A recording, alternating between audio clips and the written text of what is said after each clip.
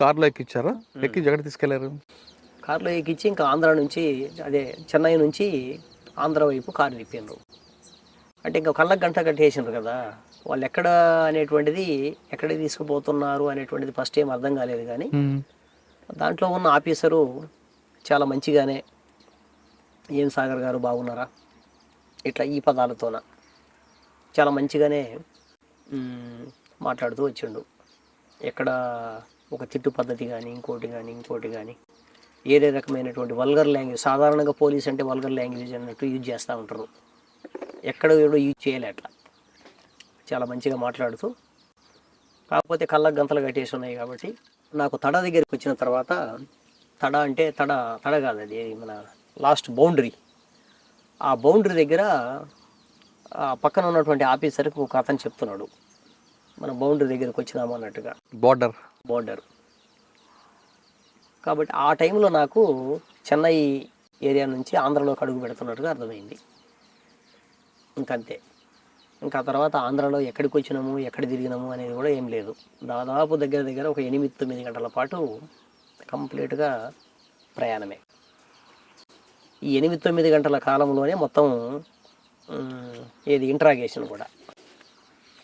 వాళ్ళకి ఏం సమాచారం కావాలనుకున్నారో ఆ సమాచారం, ప్రధానమైన సమాచారం, దాని మీదనే గుచ్చి అడగడం. ముఖ్యంగా సాంబశివుడి గురించి అడగడం, మేము దాచిపెట్టిన ఆయుధాల గురించి అడగడం, లేకపోతే మందుగుడ్డు గురించి అడగడం, ఇంకా మాకు సంబంధించిన ముఖ్యమైన కార్యకర్తలు ఇంకెవరెవరు ఉన్నారు, ఎక్కడెక్కడ ఉన్నారు, దీనికి సంబంధించినటువంటి దాని గురించి అడగడం.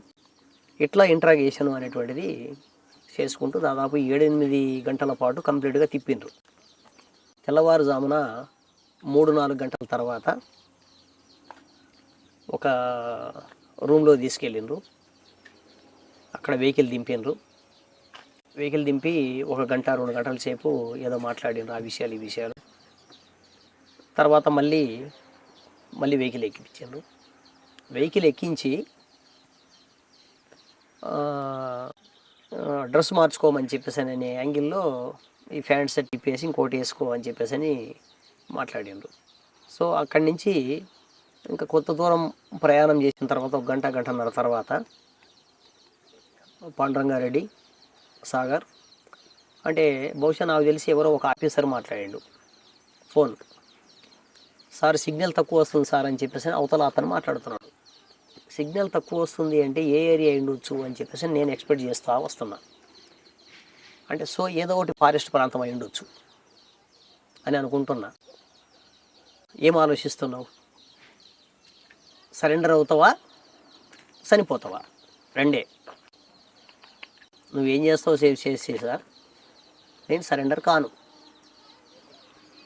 అనే విషయాన్ని వెరీ క్లియర్గా క్లారిటీగా చెప్పిన.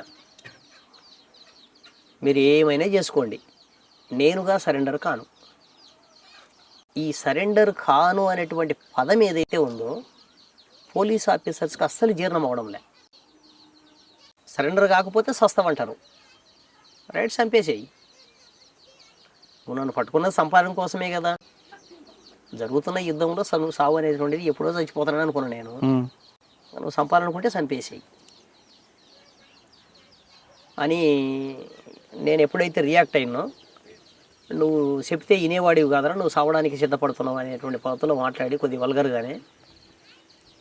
అంటే ఇంక నువ్వు నీ అది నీ దురదృష్టం నువ్వేమనగా అనే పద్ధతిలో వెంటనే ఫోన్ పెట్టేశాడు. నాకు స్పీకర్ ఆన్ చేసి నా సెట్కి ఇచ్చిండు. బహుశా మాట్లాడిన ఆఫీసరు ఆయన లాంగ్వేజ్ ప్రకారం కాళిదాసు అనుకుంటున్నాను నేను. ఎందుకంటే ఎస్ఐబిలో అప్పట్లో కాళిదాసే మొత్తం చక్రం తిప్పేవాడు. కొద్దిగా వల్గర్ లాంగ్వేజ్ తీరు ఇదంతా కూడా అయిందే. నేను మిగతా వాళ్ళకు సంబంధించిన ఇంటరాగేషన్స్ ఇవన్నీ కూడా చూసిన. మా వాళ్ళు గతంలో చెప్పేవాళ్ళు. మా గురువు గారు శాఖమూరి అప్పారావు గారు, ఆయనకు చాలా అనుభవం ఉంది ఈ అరెస్టులు, పోలీస్ ఆపరేషన్స్ వీటన్నిటిలో కూడా.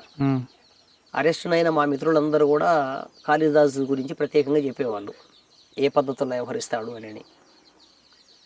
బహుశా నేను అట్లా అనుకున్నా.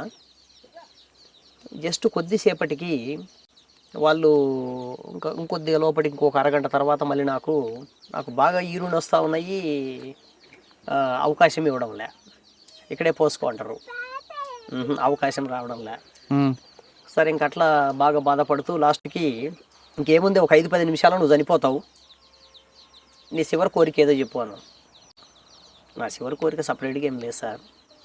5-10 నిమిషాల కాలం గడిచిన తర్వాత మరి వాళ్ళు ఏమనుకున్నారో ఏమో, చెడబడ అంటే ఫోన్లో అసహనంతో మాట్లాడుకుంటా ఉన్నారు వాళ్ళు. ఇంత దూరం పంపించినారు, ఇక్కడ చేసింది ఏం లేదు, పొడిచింది ఏం లేదనే పద్ధతిలో. బహుశా నాకు తెలిసి ఏంటంటే పోలీస్ ఆఫీసర్స్ అప్పటి వరకు చంపేయమని చెప్పి, ఏదో కట్టుకథలండి ఎన్కౌంటర్ కథ అని చెప్పి ఆ తర్వాత అది వద్దు అని ఉంటారు అనుకుంటున్నా నేను. ఉమ్. అంటే వాళ్ళ మధ్య జరిగిన అదే సంభాషణ అదే మీరు ఊహించారు. అదే అనుకుంటున్నా నేను ఊహించి.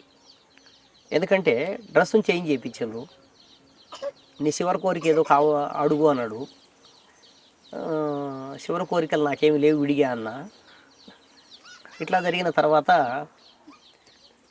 ఇంకా తర్వాత వాళ్ళు మాట్లాడుకున్నారు. ఆ సిగ్నల్ కూడా కరెక్ట్ రావడం లేదంటున్నారు. అక్కడి నుంచి మళ్ళీ తిరిగి కారు టర్న్ అయింది. ఉమ్. కారు టర్న్ అయిన కొద్దిసేపటికి ఓపెన్గా, అంటే పోలీసులలో కూడా మా మిత్రులు ఉంటారు అని చెప్పడానికి ఒక చిన్న ఉదాహరణ ఏమంటే, వాళ్ళు ఎవరో నాకు తెలియదు. తిరుగు మళ్ళీ ప్రయాణం స్టార్ట్ అయింది. నాకు ఒక రూమ్ దగ్గరికి తీసుకొచ్చిండ్రు, ఆ రూమ్లో వదిలిపెట్టేసి అప్పుడు నా చేతులకు ఉన్న కట్లు అవన్నీ తీసేసి మామూలుగానే పాస్కెళ్ళి వచ్చిన. అప్పుడు నాకు పరిచయం అయినరు. అప్పటి వరకు లోకల్ పోలీసులు ఎవ్వరు కూడా కనీసం టవల్ ఇప్పి వాళ్ళు నా ఎదురుగా నిలబడడం కానీ, నా ఎదురుగా నాతో మాట్లాడడం కానీ చేయలేదు అని ముచ్చటే లేదు. ఎక్కడ పరిచయం ఇప్పుడు? అదే ఆ రూమ్లో. ఎక్కడ? ఆ రూమ్ ఎక్కడ? గుర్తుపట్టినావా సాగర్ అన్నాడు. లేదు సార్ నేను గుర్తుపట్టలేదన్నా. లేదు చాలాసార్లు తిరిగినావు కదా నా కోసం అన్నాడు. లేదు సార్ నీకోసం నేను తిరుగుడేంది, నేను పోయి అన్నాడు. Right, okay, thank you sir, కూర్చోండి అన్న. ఇంకా ఆయన ఏదేదో మాట్లాడుతూ ఉన్నాడు. ఇంకా మిగతా 5-6 మంది పోలీస్ ఆఫీసర్స్ ఉన్నారు పక్కన. మీరు ఆయన కోసం కూడా తిరిగారా? తిరిగిన మాట వాస్తవమే, కానీ ప్రతి ఆఫీస్ జనరల్గా ఏం చేస్తామంటే పోలీస్ ఆఫీసర్స్ ఎవరు వచ్చినా వాళ్ళు ఏ పొజిషన్లో ఉన్నారు, ఏంటిది, వాట్ ఈజ్ వాట్, ఎక్కడ నివాసము, వాళ్ళకున్న క్యారెక్టర్ ఏంది, వాళ్ళకున్న పని ఏంది, పరిస్థితి ఏంది అని చెప్పేసి అని దాన్ని సాధారణంగా అబ్జర్వేషన్లో ఉంచుతాం. ఇది నేను ఒక్కని చేసే పని కాదు, సాధారణంగా ఏ ఉద్యమానికి సంబంధించిన అంటే ఆఫీసర్ యొక్క యాటిట్యూడ్ బట్టి మీరు ప్రవర్తిస్తుంటారు. తప్పనిసరిగా సాధారణంగా వాళ్ళు ప్రజల మీద దాడులు, సానుభూతి పరుల మీద దాడులు, దళాల మీద ప్రత్యేకమైన శ్రద్ధ తీసుకొని దాడులు చేసేటువంటి వాళ్ళు కొంతమంది ఉంటారు. వాళ్ళ నేచర్ ఆఫ్ సిస్టమ్ అది. వాళ్ళ పట్ల ఒకలాగా ఉంటుంది, సానుభూతి పరంగా ఉండి ప్రజల పట్ల సానుభూతి పరంగా ఉండి ప్రజల పట్ల పనిచేసే ఆఫీసర్ పట్ల ఇంకో రకంగా ఉంటుంది. ఎందుకంటే నాకు తెలిసిన పోలీస్ ఆఫీసర్స్, నేను అరెస్ట్ అయిన తర్వాత చాలామంది ఆఫీసర్స్తో మాట్లాడినా. నిజంగానే డ్యూటీలో భాగంగా కొన్ని సంఘటనల్లో, కొన్ని కార్యక్రమాల్లో ఉన్నప్పటికీ, ఎందుకంటే పోలీస్ ఆఫీసర్స్తో మేము కూడా అట్లాగే ఉన్నాం. ఉదాహరణకి మాకు 2 ఎస్ఐలు దొరికినారు ఆత్మకూరు దగ్గర. మేము కిడ్నాప్ చేసినాం. అప్పట్లో కిడ్నాప్ చేసి ఎవరైతే మా సహచరులు అరెస్ట్ అయిన సానుభూతి పరులు వీళ్ళందరూ ఉన్నారో వాళ్ళని విడిచిపెట్టండి అని చెప్పి డిమాండ్ పెట్టినాం. ప్రభుత్వం స్పందించే పరిస్థితి లేదు. సో ఇంకా ఈ పరిస్థితుల్లో ఏం చేయాలి మేము? ఒకటి చంపాలి, లేకపోతే వదిలిపెట్టాలి. వాళ్ళని చాలా బాగా చూసుకున్నాం, మంచిగా వదిలిపెట్టేసినాం. సానుభూతి పరులను, వాళ్ళ అక్రమ కేసులు ఏవైతే ఉన్నాయో అవి మాత్రం ఎత్తేయమన్నాము. అవి ఎత్తేయడానికి అంగీకరించారు అక్కడ లోకల్గా ఉన్నటువంటి ఆఫీసర్స్. అప్పుడు ఎవరంటే ఒక డాక్టర్ను మధ్యవర్తిగా పెట్టిండ్రు, పౌర హక్కుల సంఘం సంబంధించినటువంటి కమిటీ వాళ్ళను. ఓకే, అంటే ఆ విషయం పక్కన పెడితే మీకు అరెస్ట్ ఎప్పుడు చూపించారు? అన్న అరెస్ట్ 2 days తర్వాత చూపించండి అన్న. ఎక్కడ? మార్కాపురంలో చూపించండు. అంటే అప్పుడు ఎవరు ఎస్ఐ ఎవరు? మార్కాపురంలో ఎస్ఐ గారు ఎవరు ఉన్నారో నాకు కరెక్ట్గా ఐడియా లేదన్న. శ్రీరామ్ గారు మీకు అరెస్ట్ చేశారంటారు కదా? శ్రీరామ్ గారు అప్పుడు అరెస్ట్ ఆయన చేయడానికి అవకాశం లేదు, ఎందుకంటే మార్కాపురం టౌన్ ఎస్ఐగా ఆయన లేడు కదా. నాకు దోర్నాలకు సంబంధించినటువంటి కేసుని పెట్టి నా అరెస్ట్ని చూపించారు. ఎంతకాలం ఉన్నారు జైల్లో? అన్న నేను 8 సంవత్సరాలు ఉన్నాను. అప్పుడు పార్టీ ఏమాత్రం సహకరించలేదు. సంవత్సరాలు పార్టీ సహకరించిన మేరకు పార్టీ సహకరించింది కొంత మేరకు. ప్రజా సంఘాల వాళ్ళు, బయట నుంచి లాయర్స్ వాళ్ళు వీళ్ళు వస్తూ ఉండేవాళ్ళు. ఇంకా సేమ్ టైంలో ఖైదీల విడుదల కమిటీ అని చెప్పేసి అని ఇటు ఖైదీలతోన బయట ఉండేటువంటి ఇంటెలెక్చువల్స్తోన ఒక కమిటీని ఫామ్ చేసింది పార్టీ. ఈ కమిటీకి సంబంధించిన వాళ్ళే మేజర్ పార్ట్ మన దగ్గర రావడము, మాట్లాడడము, కొన్ని కేసులు డీల్ చేయడము ఇట్లా చేస్తూ వచ్చేవాళ్ళు. సో నా కేసులో సంబంధించిన ప్రత్యేకమైన పరిస్థితి ఏంటంటే నయీం కాన్సన్ట్రేషన్. నయీం అప్పుడు నల్గొండ జిల్లాలో ఇక్కడ ప్రకాశం జిల్లా మీద బాగా కాన్సన్ట్రేషన్ చేసి సాగర్ తరపున ఏ లాయరు తీసుకున్నా నేను ఒప్పుకోను, చంపేస్తా అని రకరకాల పద్ధతుల్లో బెదిరింపులు స్టార్ట్ చేసిండు. ఇక్కడ మార్కాపురంలో ఉన్నటువంటి శ్రీనివాస్ గారు అని చెప్పేసి అని మా లాయరు, ఆయన ముందుకు వచ్చి నా తరపున వేసిండు. వాళ్ళ మీద దాడి చేస్తామని, బాంబులు పెడతామని, అదేని ఇదేని రకరకాల పద్ధతుల బెదిరింపులు ఇవన్నీ కూడా స్టార్ట్ చేసిండ్రు. ఈ నేపథ్యంలో ఏ ఒక్క లాయరు ఏ ప్రాంతంలో కూడా నా తరపున వచ్చి వాదించడానికి ముందుకు భయపడుతూ ఉండేవాళ్ళు. ఈ క్రమంలో నా అంతటా నేనే IPC, CrPC, Indian evidence act ఇవన్నీ నేను జైలుకు తెప్పించుకొని నాకు నేనుగా ఎల్ఎల్బిని ఒక రకంగా ప్రిపేర్ అయిన జైల్లో. ప్రతి కోర్టులో సార్ తెలుగులో వాదించడానికి నాకు అవకాశం ఇవ్వండి, నా కేసులు నేను వాదించుకుంటానని నేను అర్జీలు పెట్టుకోవడం స్టార్ట్ చేసిన జడ్జి గారికి. ఆ రకంగా మేజర్ కేసులు, చిన్న చిన్న కేసులు మొత్తం కంప్లీట్గా నేను నాకు నేనే చేసుకొని నాకు నేనే కొట్టేయించుకున్నా.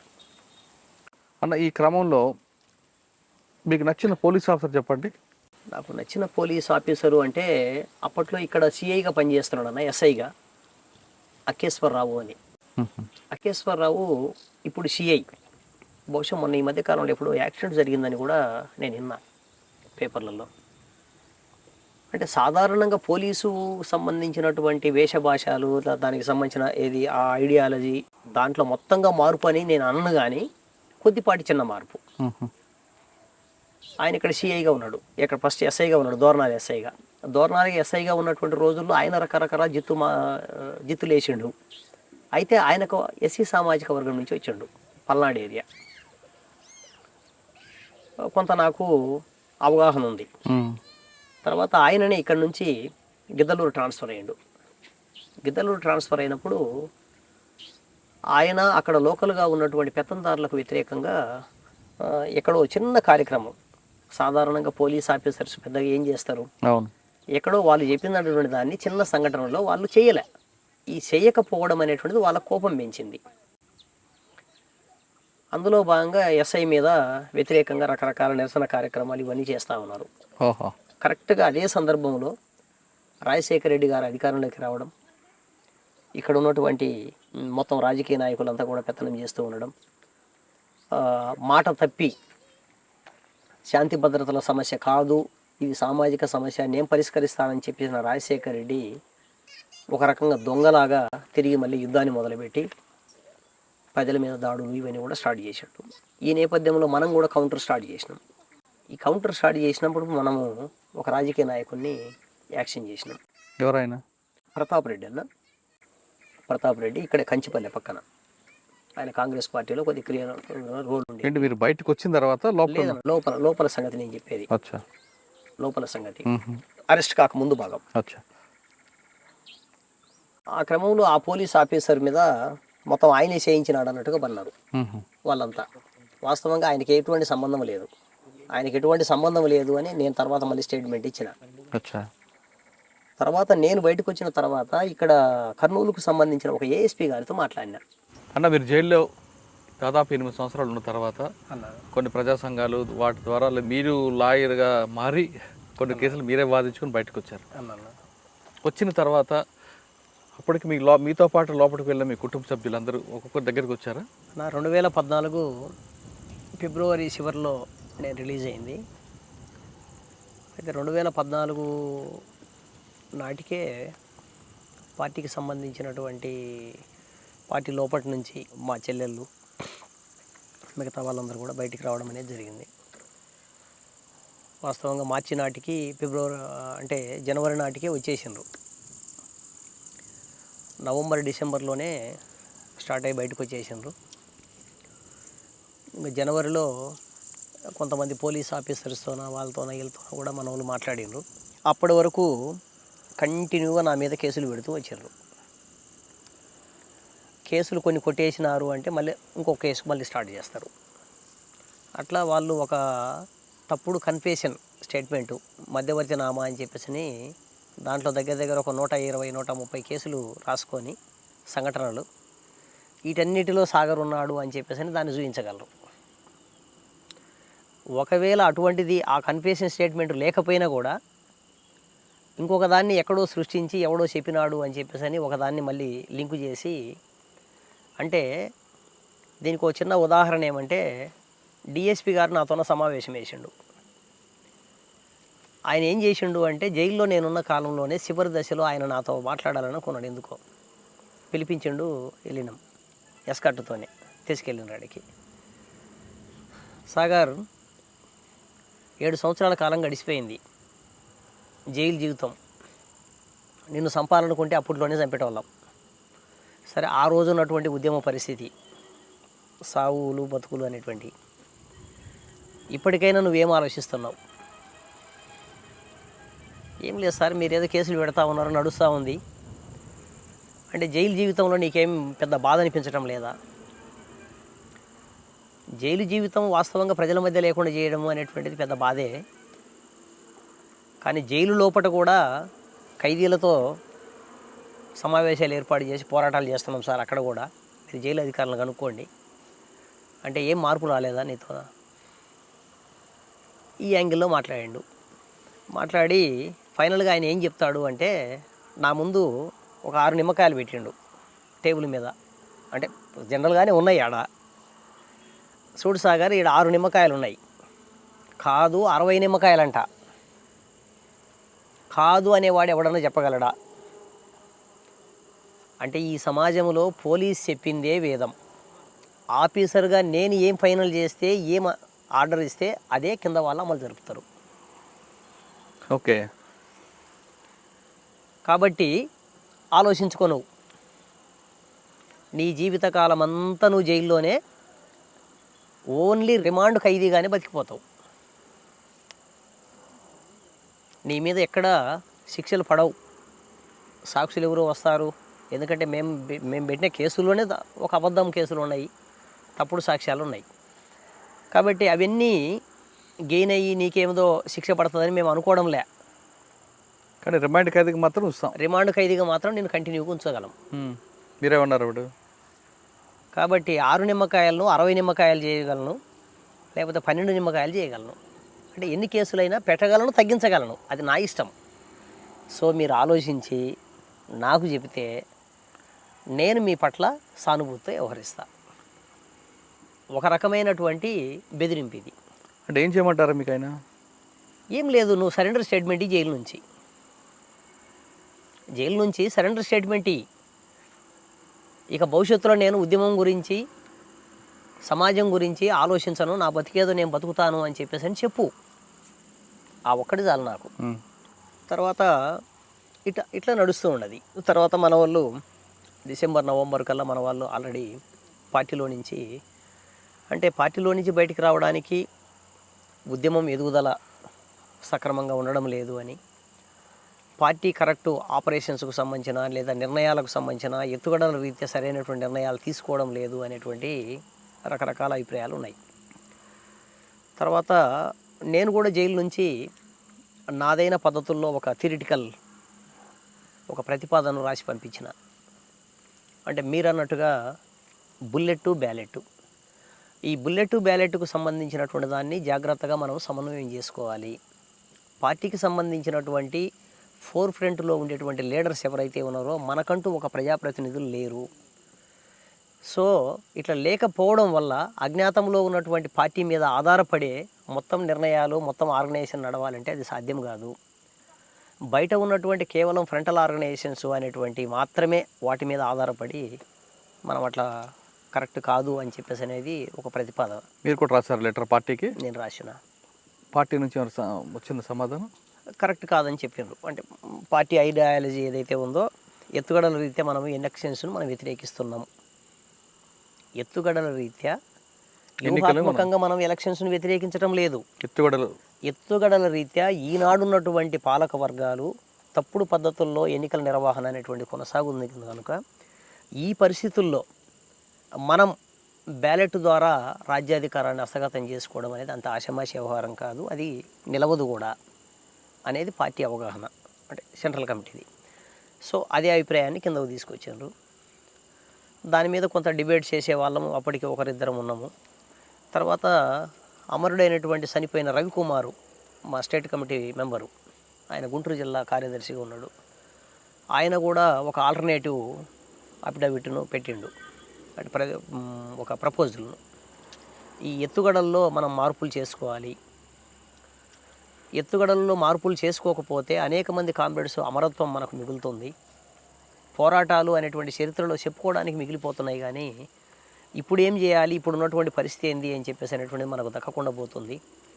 కాబట్టి మనం పోరాటం ద్వారా సాధించుకున్న ఫలాలను నిలబెట్టుకోవాలి అంటే కూడా మనదైనటువంటి ఒక రాజ్యాధికారం, మన అజమాయిషి ఉన్నటువంటి ప్రాంతం అనేది ఒకటి ఉండాలి.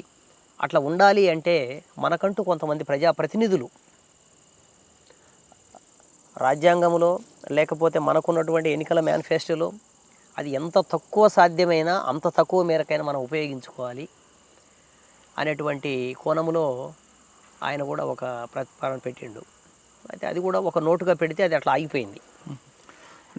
ఈ క్రమంలో మీరు బయటకు వచ్చారు అన్న, బయట నుంచి లోపల నుంచి ఉన్న చెల్లెళ్ళు ముగ్గురు వచ్చారు. కలిసినప్పుడు ఆ ఫీలింగ్స్ ఏంటండి? ఎప్పుడో 25 సంవత్సరాల తర్వాత కలిసి, అంటే ఒక 20 సంవత్సరాల సుదీర్ఘమైనటువంటి కాలం తర్వాత, అంటే ఒక 12-13 సంవత్సరాల తర్వాత అనేక రకాల ఎదురుమదురు సంఘటనలు జరిగి, ఎన్కౌంటర్లు జరిగి, ఎంట్రుకవాసి తేడాతోన తప్పించుకున్నటువంటి సంఘటనలు.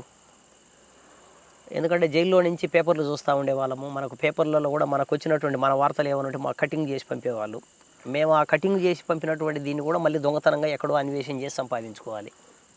నక్సలైట్ వార్తలు ఏవి కూడా మాకు ఉండరు, సెన్సార్ అవుతుంది.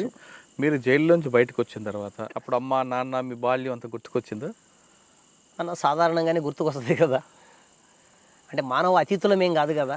గుర్తుకొచ్చినా ఏ లక్ష్యంతో వెళ్ళామో ఆ లక్ష్యం సాధించామని అనిపించిందా? లేదు ఇంతకాలం దూరం అయ్యాం కుటుంబ బంధాలకి, లక్ష్య సాధనలో మనం సంతృప్తి చెందాం అనిపించిందా? లేదు మనం ఇంతమంది విడిపోయాము కానీ మన లక్ష్యం సాధించలేకపోయాము అనే భావనలో వచ్చారా? వాస్తవంగా దీంట్లో 2 అంశాలు ఉన్నాయి.